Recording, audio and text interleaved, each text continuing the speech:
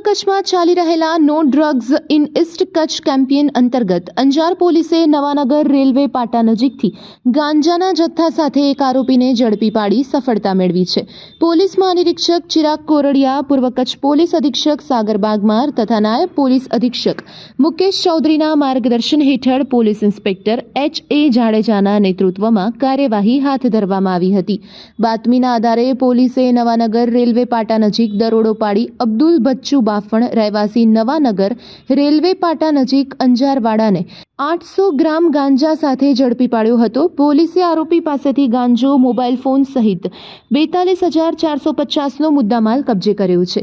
આ ગુનામાં સંડોવાયેલ અલ્તાફ બચ્ચુ બાફણને પકડવાનો બાકી હોવાનું જાહેર કરી વધુ તપાસ હાથ ધરવામાં આવી છે. આ સમગ્ર કાર્યવાહી PI H.A. Jadeja, PSI S.G. વાડા તથા અંજાર પોલીસ સ્ટેશનના સ્ટાફ દ્વારા કરવામાં આવી હતી. Report by Bharti Makhijani, Anjar.